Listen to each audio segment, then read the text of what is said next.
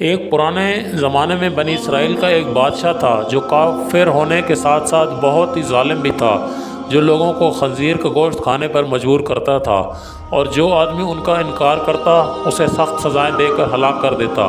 پھر اس زمانے میں سب سے بڑے عابد کو بادشاہ کے پاس لایا گیا۔ اس لوگ عابد کے مرتبے کو اور فضیلت سے آگاہ تھے، لوگ انہیں چاہتے تھے۔ اس عابد بزرگ کو بادشاہ کی طرف سے کوئی تکلیف نہ پہنچے، چنانچہ ایک سپاہی نے عابد سے کہا، آپ مجھے ایک بکری کا بچہ ذبح کر کے دیں، جب بادشاہ کہے گا کہ اس عابد کے سامنے خنزیر کا گوشت رکھیں تو میں وہی بکری کا بچہ گوشت آپ کے سامنے پیش کر دوں گا۔ بادشاہ یہ سمجھے گا کہ آپ نے اس کی خواہش کے مطابق گوشت کھا لیا، اس طرح آپ بھی ہلاکت سے محفوظ رہیں گے۔ عابد نے بکری کا بچہ ذبح کر کے اس گوشت کو سپاہی کو دے دیا۔ جب عابد کو بادشاہ کے سامنے لایا گیا تو بادشاہ نے حکم دیا کہ گوشت کھلایا جائے۔ منصوبے کے مطابق تو اس سپاہی نے بکری کا گوشت عابد کو پیش کیا۔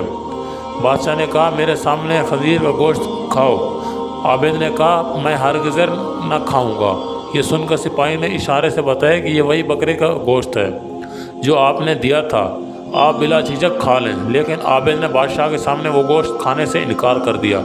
بادشاہ نے سپاہیوں کو حکم دیا کہ اسے قتل کر دو۔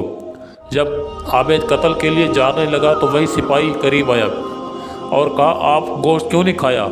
باخدا یہ وہی گوشت تھا جو آپ نے دیا تھا۔ عابد نے کہا، ایسی کوئی بات نہیں، بلکہ میں اس بات سے ڈر گیا تھا کہ لوگ میری وجہ سے فتنہ میں مبتلا ہو گئے، کیونکہ جب بھی کسی کو خنزیر کا گوشت کھانے پر مجبور کیا گیا جائے گا تو لوگ کہیں گے کہ فلاں عابد نے بھی تو مجبور ہو کر حرام گوشت کھا لیا تھا، لہٰذا ہم بھی کھا لیتے ہیں۔ اسی طرح لوگ میری وجہ سے بہت بڑے فتنے میں مبتلا ہو جائیں گے، اور میں لوگوں کے فتنے کو ہرگزر بننا نہیں چاہتا۔ یہ کہہ کر وہ عابد خاموش ہو گیا اور جلاد نے اس کا سر تن سے جدا کر دیا۔